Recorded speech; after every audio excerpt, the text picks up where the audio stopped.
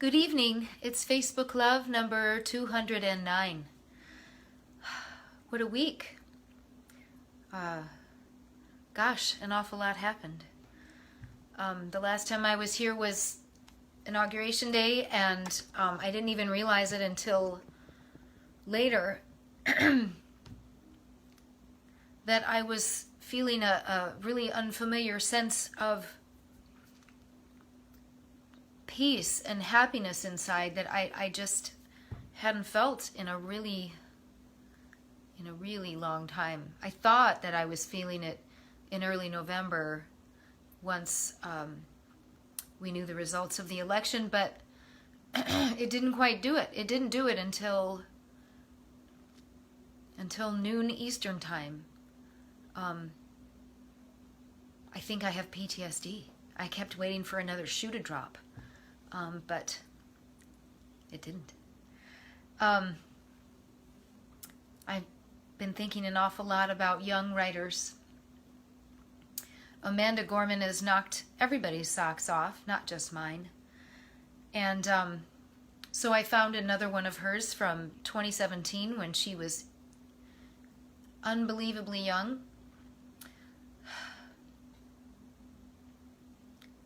But also, before I read, this week is also the 4-year anniversary of the first Women's March that I attended. I'm not sick, I just have a dry throat. The first Women's March, a lot of my friends went to Washington, D.C. I didn't do that, but I did go to Chicago with a group of women. And they were saying that they thought that we might get 50,000 people. It turned out that there were in the neighborhood of 250,000 people. And not only were there tons and tons of them in Chicago, there were tons and tons of them in every city and medium-sized city and small town and all over every single continent, including Antarctica. It was an international women's march. And it fed my soul. I was really anxious before I went. I'd never gone to such a large event, even the size of what we thought it might have been. And I was anxious because I didn't know what to expect. And the moment that we drove into the city, there was a sense of purposeful good humor, love, and solidarity, and a real sense of there's so many of us and we are the ones coming to save us. And we did. So, and I've also been saying that our two new executives, Joe Biden and Kamala Harris, I've been affectionately referring to them as Steady and Strut. Because I feel like that's what we've got, is a lot of experience and smarts, but there's no like fancy way to say that. So I just wanted to grasp something from both of their personalities, and I think that you see that with Joe Biden and Kamala Harris, that there is a steadiness and also like a I'm going to do this feeling. So I thought about that today. I saw a quote from another poet who I love, Audre Lorde. And she was saying this to women, but I think it applies to humans just generally. This is from 1977. She said, "Poetry is not a luxury. It is a vital necessity of our existence. It forms the quality of the light within which we predicate our hopes and dreams toward survival and change, first made into language, then into idea, then into more tangible action." That struck me as I was paying attention to young Amanda Gorman. So she is at present 22 years old, and this poem was written in 2017. She wrote it for the occasion of the inaugural reading of Poet Laureate Tracy K. Smith at the Library of Congress.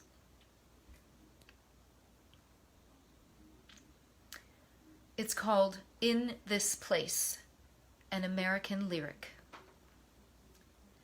There's a poem in this place, in the footfalls, in the halls, in the quiet beat of the seats.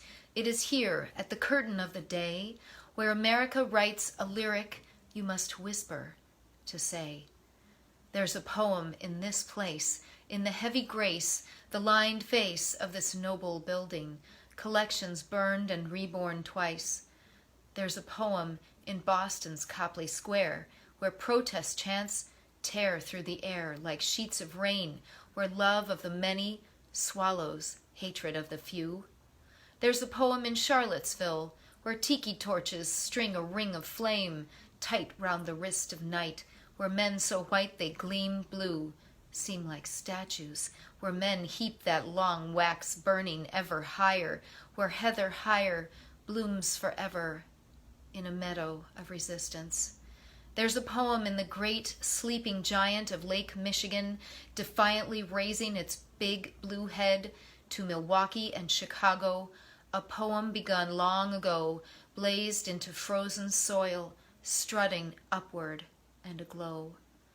There's a poem in Florida, in East Texas, where streets swell into a nexus of rivers, cows afloat like mottled buoys in the brown, where courage is now so common that 23-year-old Jesus Contreras rescues people from floodwaters.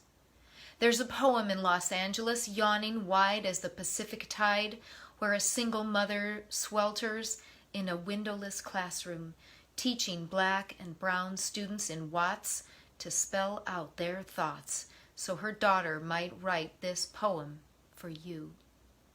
There's a lyric in California, where thousands of students march for blocks, undocumented and unafraid, where my friend Rosa finds the power to blossom in deadlock. Her spirit, the bedrock of her community. She knows hope is like a stubborn ship gripping a dock, a truth. You can't stop a dreamer or knock down a dream. How could this not be her city, su nación, our country, our America, our American lyric to write, a poem by the people, the poor, the Protestant, the Muslim, the Jew, the native, the immigrant, the black, the brown, the blind, the brave, the undocumented and undeterred, the woman, the man, the non-binary, the white, the trans, the ally to all of the above, and more. Tyrants fear the poet. Now that we know it, we can't blow it. We owe it to show it, not slow it, although it hurts to sow it when the world skirts below it. Hope, we must bestow it like a wick in the poet so it can grow lit, bringing with it stories to rewrite the story of a Texas city depleted but not defeated, a history written that need not be repeated, a nation composed but not yet completed. There's a poem in this place, a poem in America, a poet in every American who rewrites this nation, who tells a story worthy of being told on this minnow of an earth, to breathe hope into a palimpsest of time, a poet in every American who sees that our poem penned doesn't mean our poems end. There's a place where this poem dwells. It is here. It is now, in the yellow song of dawn's bell, where we write an American lyric. We are just beginning to tell. By Amanda Gorman, 2017. I want to try that word again. Palimpsest. I did it. That was a lot. That was a lyric. That was a song. I'm grateful for the change in the air, for the hope. This is Facebook Love, and I'll see you again. Bye.